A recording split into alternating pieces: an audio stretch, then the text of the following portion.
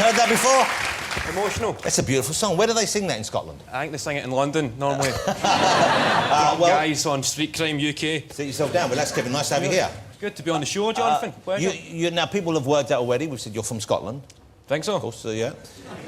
Whereabouts in Scotland are you from? A place called Clybank, which is in the Glasgow area. So it's in Glasgow itself? We'll call it Glasgow. OK. And it's quite a thick accent you have. Is this Think so? Yeah, I think it is quite... I don't know. I never knew my accent was as thick. I never noticed it was as thick until I started doing TV shows, and it's hard. I try and enunciate and slow down and speak proper So you try and speak English. more English? To bring people like yourself into the world of Slower me. people, yeah. It's hard to find the balance, because there'll still be somebody from, like, Leamington Spa saying, yeah, I've seen you on television. I didn't quite understand everything you said. And it's like, your accent's really quite strong. Whilst there's somebody in Scotland saying, I've seen you on the telly talking like a gay boy. So it's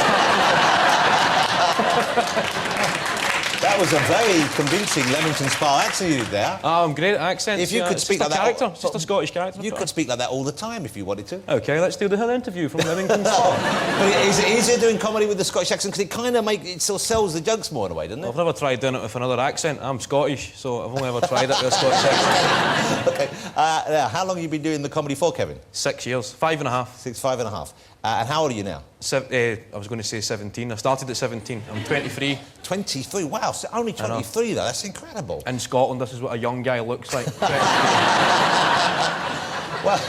Well, you're joking about that, but we do, and it's perhaps a cliche, perhaps it's unfounded, but we think of the Scottish diet as not being that conducive to a long life. Are we unfair on Scotland, do you think, down here? People always ask if I've ever tried a deep-fried Mars bar. I think that's just an English creation. Yeah, So you've never seen one? Never seen one, never tried one. But they do never. like fried food in Scotland. Well, the only thing I've ever seen deep-fried, there was a pizza that was pretty... They get a pizza, a thing called a pizza crunch, and you get the pizza, and you batter the pizza, and then deep-fry it, and then call it a pizza crunch, and serve it to school children.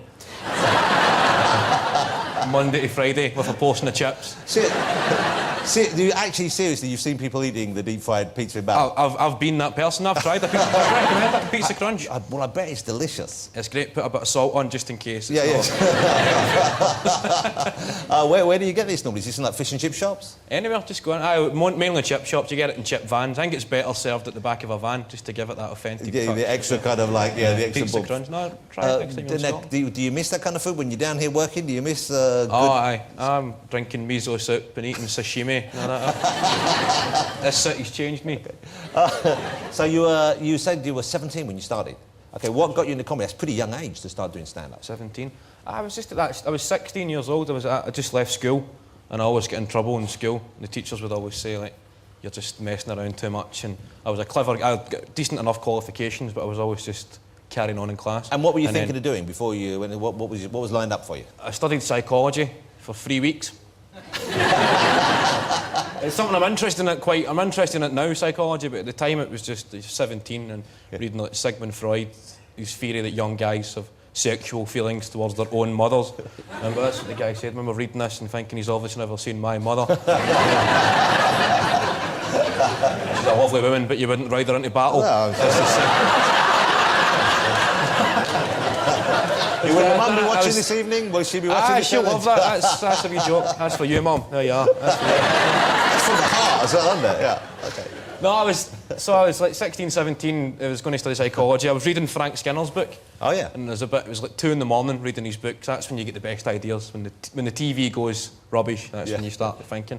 No, I was reading his book, and there's a bit in his book he said he'd hate to look back on his life at like 60 years old and wonder what would have happened if he just listened to people that told him he was quite funny and he should try stand-up. Yeah. If he'd never... So I was 17, so I thought I've got loads of time to make an arse of it. Yeah.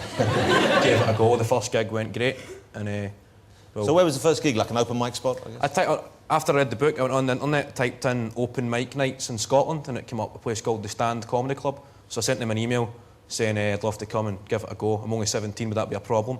And then I left my mobile phone number, and about 2 months later I was sitting playing the PlayStation with my mate, and my phone rang, and it was like an 0131 number, which is Edinburgh, and I was quite excited because it's somebody from a different city is on the phone. Wow. And they said, we got your email, would you like to come on and try 5 minutes still? And I was thinking, shit, they've took me seriously. And I was kind of panicking, and I just said, oh, why not, put me in. and then told my mum and dad I was going to try comedy. Obviously, they supported you in this. They were great. My dad came to my first gig. Now, was that harder doing it with your dad sitting there, or it made it easier for you? Once I got on stage, you just forget you're on stage. Just don't even remember who's in the audience, don't even know. You forget your dad's even there. Then after the gig we came off, my dad, we were getting back in the car, and he was saying I was so proud, and he had a kind of lump in his throat. And at 17, you see your dad emotional. I was a bit taken aback. It was just me going on stage and talking shite, basically. But he was taken aback. It was an amazing moment. And Well, the next day, the stand phoned and said, "Do you want to come and try an our spot?" And I thought, why not? And I done it, and that was it. You've played some rough gigs as well, I believe. And once again, we might be unfair. Scotland. Wherever I've been to Scotland, I've had a great time and met some wonderful people. So often when I hear the cliches, I think, you know, where are these rough Scottish people? Well, you even played a gig in a jail, didn't you? I done a jail gig, shots, prison. Now, and this was, why was this? You weren't in jail, you were... No, I got invited. They said, "Do you want to come and do a gig in the jail?" I thought, why not? And it was for people who'd behaved. It was the kind of good guys. So this was a reward for good behaviour? This was the reward, getting to listen to me. I done a routine about how you get 6 or 7 years in jail for attempted murder, but you get life for murder. And I was saying, why should that be different? Just because you made an arse of it? No, why should why should you get a lesser sentence? And there's people standing up and pointing at their mates going, "That's you, attempted murder. You made an arse of it." And a guy actually got up halfway through my set and went back to his cell. Rather than listen to me, he just thought he'd go back and finish his sentence. That's the harshest critique I've ever heard of, someone actually choosing to go back in their cell rather than that. But did it go down well? You got a good I response? loved it. I'm big news in the jail. They love me. You've always got that to fall back on then? There we go, I can go back to the prison. How much of your work is down here? How much of your work is Scotland? You just travel all over the UK? Travel all over the place. I've done gigs all over. Started off in Scotland, then we came down here quite quick to try and refine my material and all that, make it universal. I guess there's more clubs, there's more places to play. There's so much more stuff in London. Yeah. I've just finished a UK tour, and then we're going to do another one in the autumn. To see you now, and I know you're playing in front of big crowds now. I mean, you're playing, sort of 10,000 seaters. 10,000 seats this weekend. That's a big thing. That's in Glasgow, isn't it? I did the DVD in Glasgow. What's the biggest audience you've played to so far? Me and you. 16,000. Wow. Oh, well, you say me and you. I wasn't really performing. You were performing. Me. I was just introducing you. That was the O2 benefit for Great Ormond Street. Did you find that hard, though, in front of a crowd that big? Because that was a huge venue. No, I quite enjoy a big audience. No, I quite enjoy playing the big rooms. You've played like 25, 30 people in pubs before. Yeah. And if you only make half of them laugh, it's only 15 people laughing. It's still not a big noise, is it? No, but in 16,000, if half of them hate you, it's still 8,000 people laughing. So. Yeah.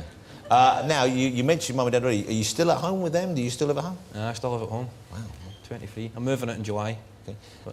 And is there a curfew? Do you have to be in at a certain time? I need to be in at 10:30, so let's wrap this up. Do you share a bedroom? You got your own room? I've got my own room and everything. It's great. Mum packs my bag and all that. It's brilliant. When you come down to do a big gig, does she make you a little lunch or something like that? My dad, he still fancies himself as part of the creative team. He still tries to write. My mum will pack my bag, my dad will try and write jokes. I'll come home after 2 weeks away and they'll put newspaper clippings like Norwegian farmer loses testicle in quad bike accident lying around the room.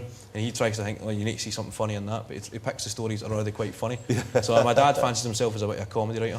Did he ever do any comedy, your mum and dad? No, never, no. Because I guess they're probably not that old. If you're telling me, how old are you? No, they're pretty old, they're getting on. I think my dad's 63. Oh, wow. Well, that is older than I thought they would be. My mum's 32. What's it? No. My mum's... What age is my mum? What's 2010 minus 1953? I don't know, That's about 57. Yeah. 63 and 57. Yeah. So quite and so you're moving, where? You're moving here, down to the south of the country, or are you going to move somewhere else to Scotland? I don't know where I'm going to move. I've not actually thought that through. I just know I'm moving soon. I should really get onto that. I should have a thing. You should get an estate agent on it. I think I'm just going to move into Glasgow, a bit more central maybe than where I live just now. Let me ask you about this thing going with your uncle. Someone told me there's a challenge involved. You and your uncle, you have a sport challenge going on, Mum. What is this? Well, that goes back to the pizza crunch thing. I try to get fit before the tour. Well, you don't look too out No, I'm actually all right. I'm not a documentary fat. No, I'm all right. I'm a bit chubby, but not too bad. We're not going to see you on Channel 5. Tonight we meet the 14-stone man. We done a thing. We picked 3 sports each. Yeah. Had a kind of mini Olympics. And he's quite fit, so he picked like squash, cycling and tennis, and I picked snooker, pool and darts. And we played squash. That was the only one I'd done. That was the first one. We done squash. And how did you do on the squash competition? I used muscles I never even thought I had before. Because the next night I was trying to put on a pair of socks, I had to actually ask my mate to help me put my socks on. I could bend over. Before you go, let's. Your DVD's coming out soon, I believe. It's released 2 days after my 24th birthday, so it's November the 15th. Oh, so it's a way off. It's quite a way off. Okay, but this is good. Is this your first big DVD? First big DVD. That's exciting, isn't it? My first DVD. It must feel nice, doesn't it? Well, you say my first DVD, it sounds like baby's first phone or something. That's is what it? we're going to call it, my first DVD. No, it's been good since done the TV. You know that the clip you seen about the guy threatening to stab me at a bus stop for £1? About 2 weeks after that went on TV, I was actually standing at a bus stop, and a guy across the road he must have seen the TV show, and he shouted, "Fat boy, give me £1 or I'll stab you," and I just laughed. And like, the other 2 or 3 people at the bus stop never really knew what was going on. It's just like, the guy shouting that and then seeing me laughing. And must have thought this guy's hard as nails. Kevin, it's really nice to have you here. Cheers, John. You know, I think you're going to be huge. Thank you. Pretty impressive. Getting emotional. Yeah. Now give me £1, I'm going to stab you. Ladies and gentlemen, Mr. Kevin Bridges.